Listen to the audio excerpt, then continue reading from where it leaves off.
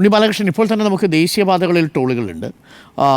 നമ്മൾ വിഴിഞ്ഞം മുതൽ വാളയാറ് വരെ സഞ്ചരിച്ചാൽ ഏകദേശം 320 രൂപയുടെ ടോളുകൾ കൊടുക്കേണ്ടി വരും ദേശീയപാതയിൽ.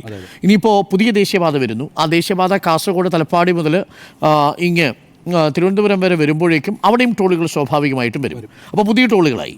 ഇതിനോടൊപ്പം ഇനി വീണ്ടും കേരളത്തിൽ ടോൾ വരുമോ എന്നുള്ളതാണ് ചോദ്യം.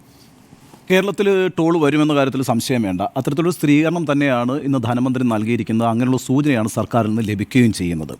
അപ്പം ഇപ്പം നമുക്ക് ലഭിച്ചുകൊണ്ടിരിക്കുന്ന വിവരങ്ങൾ പ്രകാരം ഒരു മന്ത്രിതല സമിതി യോഗം ചേർന്നിട്ടുണ്ട്. ഇക്കാര്യത്തിലൊരു ചർച്ച നടത്തിയിട്ടുണ്ട്. എങ്ങനെയൊരു ടോൾ ഏർപ്പെടുത്താനാണ് സർക്കാർ ആലോചിക്കുന്നത്? ഒന്നാമത് 50 കോടി രൂപയിലധികം ചെലവഴിച്ചിട്ടുള്ള റോഡുകളിൽ മാത്രമാണ് ടോൾ പിരിക്കാൻ സർക്കാർ ആലോചിക്കുന്നത് എന്നുള്ളതാണ് ഒരു നിർദ്ദേശമായി വന്നിരിക്കുന്നതായിട്ട് നമ്മൾ മനസ്സിലാക്കുന്നത്. അതിൽ തന്നെ തദ്ദേശവാസികൾക്ക് ടോൾ കൊടുക്കേണ്ടതില്ല എന്നുകൂടി സർക്കാർ ഒരു തീരുമാനമെടുക്കുമെന്ന് നമ്മൾ പ്രതീക്ഷിക്കുന്നു.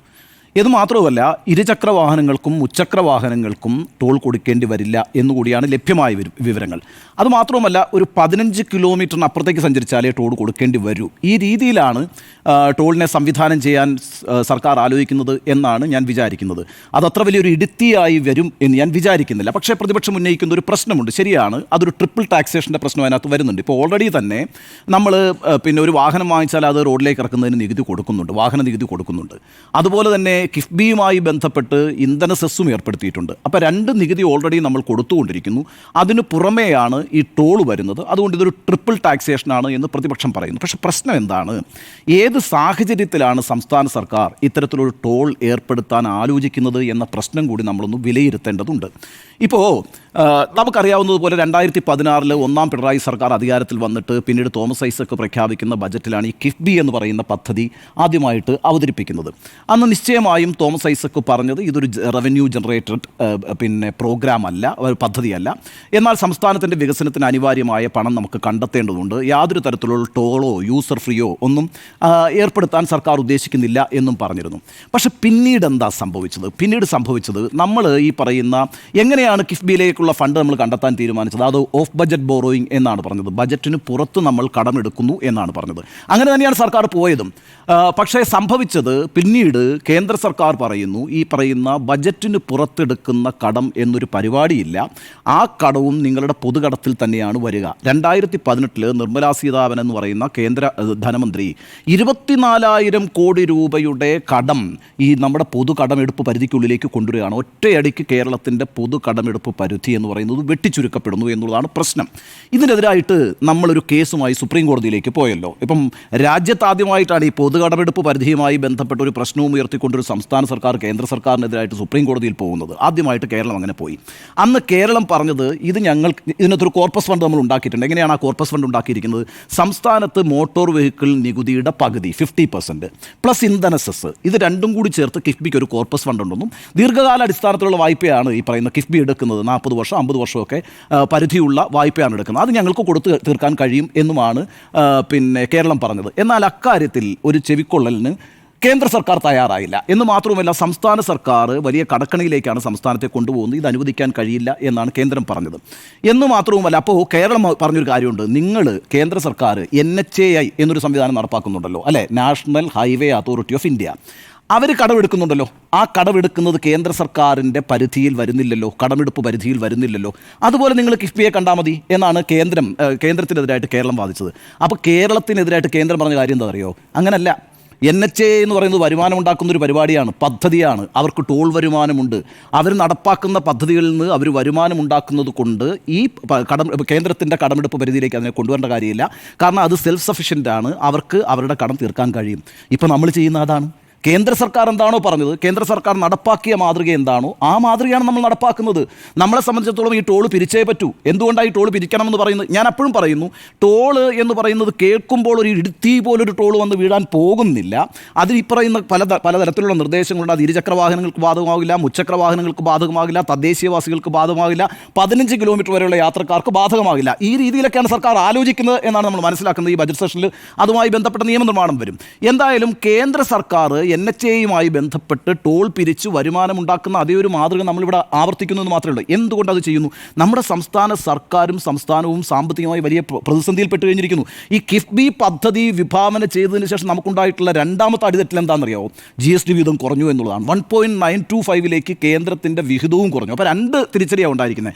ഒന്ന്, നമുക്ക് ഓഫ് ബജറ്റ് ബോറോയിങ് നടപ്പാക്കാൻ കഴിയുന്നില്ല. ഇനി നടപ്പാക്കിയ ഓഫ് ബജറ്റ് ബോറോയിങ് തന്നെ കേന്ദ്ര കടമെടുപ്പ് പരിധിയുടെ ഉള്ളിൽപ്പെടുത്തി. അപ്പോൾ നമുക്ക് എടുക്കാൻ പറ്റുന്ന പൈസ കുറഞ്ഞു.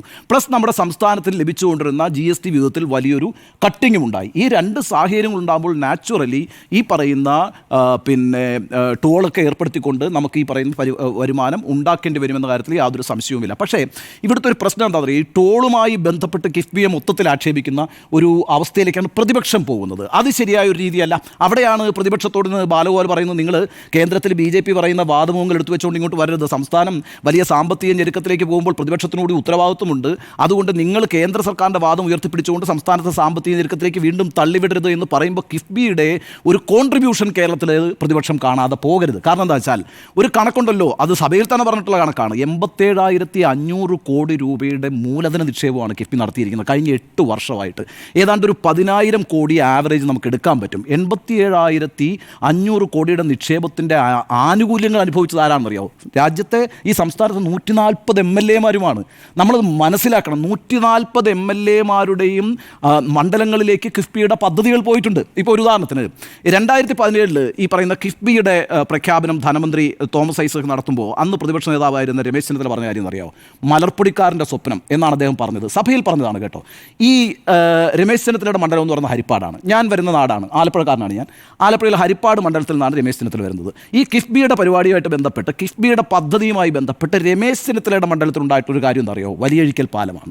വലിയഴിക്കൽ പാലം എന്ന് പറഞ്ഞാൽ ആറാട്ടുപുഴയിൽ നിന്ന് കരുനാഗപ്പള്ളി വരെ ബന്ധിപ്പിക്കുന്ന ഒരു പാലമാണ്. എത്ര ഇൻവെസ്റ്റ്മെൻറ്റ് എന്നറിയാമോ? 124 കോടി രൂപയുടെ ഇൻവെസ്റ്റ്മെൻറ്റാണ്. ആലപ്പുഴ കൊല്ലം കണക്ടിവിറ്റി എന്ന് പറയുന്നത് ഇപ്പോൾ ഈ വലിയഴിക്കൽ പാലത്തിൻ്റെ കൂടെയാണ്. അപ്പം അതൊരു ചെറിയ കാര്യമാണോ? PK ബഷീർ, മുസ്ലിം ലീഗിൻ്റെ MLA, നിയമസഭയിൽ പറഞ്ഞ എന്താണെന്നറിയോ? എൻ്റെ മണ്ഡലത്തിലാണ് ഏറ്റവും കൂടുതൽ സ്കൂളുകൾ വന്നിട്ടുള്ളത് എന്നാണ്. ഇവിടെ ഈ പറയുന്ന കിഫ്ബി എന്ന് പറഞ്ഞാൽ വളരെ പെട്ടെന്ന് ഈ റോഡ് മാത്രമാണ് നമ്മൾ കാണുന്നിടത്താണ് ഈ പ്രശ്നം വരുന്നത്. ആശുപത്രികൾ, സ്കൂളുകൾ ചെറിയ നിക്ഷേപമല്ല. നമ്മളിരിക്കുന്ന ഈ കൊച്ചിയിലെ ക്യാൻസർ സെൻറ്റർ കിഫ്ബി പദ്ധതിയാണ്. ഈ ബജറ്റിലാന്നേ 36 ജീവൻ രക്ഷാ മരുന്നുകൾക്ക്, ക്യാൻസർ മരുന്നുകൾക്ക് നിർമ്മലാ സീതാരാമൻ ഇളവ് പ്രഖ്യാപിച്ചത്. ഇത് കേരളം വളരെ മുമ്പേ നടപ്പാക്കിയിട്ടുണ്ട്. കേരളം വളരെ മുമ്പേ നടപ്പാക്കുന്നു എന്നുള്ളതാണല്ലോ പ്രശ്നം. നമ്മൾ പിന്നോക്കമായിരിക്കണം എന്നാണ് ജോർജ് കുര്യൻ പറഞ്ഞത്. എന്നാലും നമുക്ക് കൂടുതൽ വകയിരുത്തൽ ഉണ്ടാവും എന്നാണ് പറയുന്നത്. പോട്ടെ, അത് വേറൊരു വിഷയമാണ്. മാത്രമല്ല ഈ പറയുന്ന NHAI ഇപ്പോൾ നമ്മൾ വളരെ ഗംഭീരമായിട്ട് പറയുന്നുണ്ടല്ലോ, ദേശീയപാതാ വികസനം നടക്കുന്നു എന്ന്. കേരളത്തിൽ ദേശീയപാതാ വികസനം നടക്കുന്നതിൻ്റെ അടിസ്ഥാന സൗകര്യം എന്തായിരുന്നു? ഭൂമി ഏറ്റെടുക്കലായിരുന്നു, അല്ലേ? ഭൂമി ഏറ്റെടുക്കലിന് 20,000 കോടി രൂപയാണ് പ്രാദേശികമായിട്ടുള്ള റോഡ് വികസനത്തിനടക്കം. ഭൂമി ഏറ്റെടുക്കലിന് 20,000 കോടിയാണ് കിഫ്ബിയിൽ നിന്ന് ചെലവഴിച്ചത്. അതിൽ 6,300 കോടി രൂപ എന്ന് പറയുന്നത് ഈ ദേശീയപാതാ വികസനത്തിന് ഭൂമി ഏറ്റെടുത്തതാണ്. രാജ്യത്തൊരേ ഒരു സംസ്ഥാനമാണ് ദേശീയപാതാ വികസനത്തിന് ഭൂമി ഏറ്റെടുക്കലിന് പൈസ കൊടുത്തിട്ടുള്ളത്. അത് കേരളം മാത്രമാണ്. മറ്റൊരു സംസ്ഥാനത്തിനും പൈസ കൊടുക്കേണ്ടി വന്നിട്ടില്ല NHAയ്ക്ക്. അതിന് കാര്യം എന്താ പറയുക? കേന്ദ്ര സർക്കാർ പറഞ്ഞത് കേരളത്തിൽ ഭൂമിക്ക് വലിയ വിലയാണ് എന്നാണ്. ശരിയാണെന്നേ, കേരളം ഒരു ചെറിയ സംസ്ഥാനമാണ്. അവിടെ ഞാൻ നോക്കുമ്പം സ്ക്വയർ കിലോമീറ്ററിൽ നമ്മുടെ പോപ്പുലേഷൻ ഡെൻസിറ്റി എത്രയാണെന്നറിയാമോ? 860. Population density per square kilometre 860 അത് നമ്മുടെ തൊട്ടടുത്ത സംസ്ഥാനമായ തമിഴ്നാട്ടിൽ 555. ഇനി അപ്പുറത്ത് കർണാടകയിലേക്ക് പോയാൽ 318. ആന്ധ്രാപ്രദേശിലേക്ക് പോയാൽ 309. ദേശീയ ശരാശരി എത്രയാണെന്നറിയോ? 380. രാജ്യത്തെ ദേശീയ ശരാശരി എന്ന് പറയുന്നത് പെർ സ്ക്വയർ കിലോമീറ്ററിൽ 380. കേരളത്തിൽ തന്നെ ഏറ്റവും പോപ്പുലേറ്റഡ് ആയിട്ടുള്ള സ്ഥലം, അതിൽ ഡെൻസിറ്റി ഓഫ് പോപ്പുലേഷൻ ഉള്ള സ്ഥലം തിരുവനന്തപുരമാണ്. അവിടെ സ്ക്വയർ കിലോമീറ്ററിൽ എത്രയാണ് ആളുകൾ താമസിക്കുന്നത് അറിയാമോ? 1509.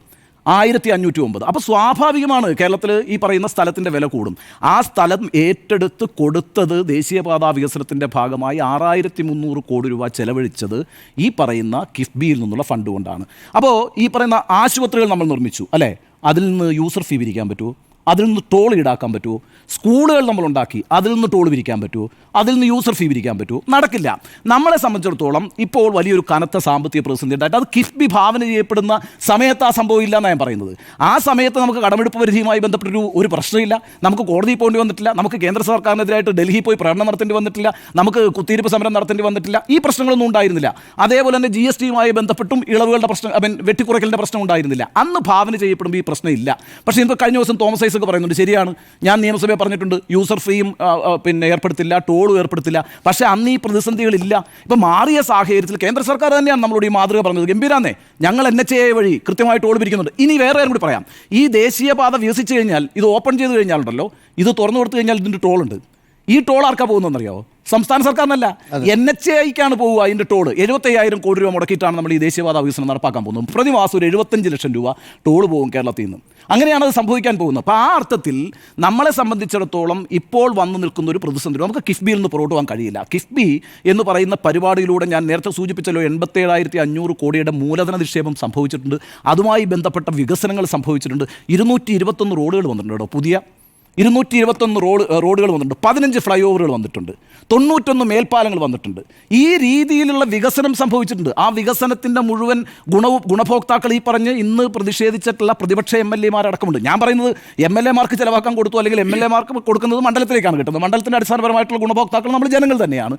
അപ്പോൾ ഇത്തരത്തിലുള്ളൊരു സാമ്പത്തിക സാഹചര്യത്തെ മനസ്സിലാക്കിക്കൊണ്ട് ഒരു റവന്യൂ ജനറേറ്റിംഗ് മോഡലായിട്ട് വന്നേ പറ്റൂ. അപ്പോഴും ഈ ടോൾ എന്ന് പറയുന്നത് ഒരു വലിയ ഇടുത്തിയായിട്ട് വന്നു വീഴാനും പോകുന്നില്ല. ഇതിപ്പോൾ VD സതീശൻ പറഞ്ഞൊരു കാര്യമുണ്ട് സഭയ്ക്കകത്ത്, നിങ്ങളുടെ ആരുടെയും തറവാട്ടിൽ നിന്ന് വിറ്റുകൊണ്ടുവന്ന സ്വത്തെടുത്തിട്ടല്ല കിഫ്ബിയുടെ പണം ഉണ്ടാക്കുന്നത് എന്നുള്ളത് ശരിയാണ്.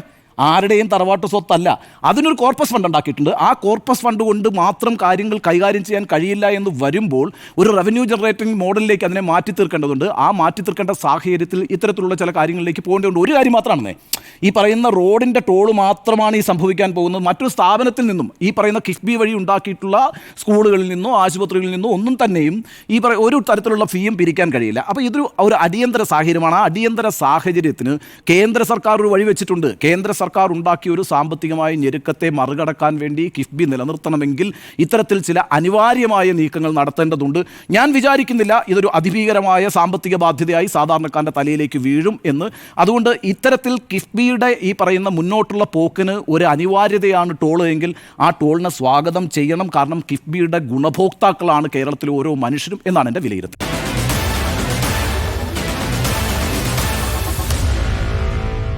Meet the editors.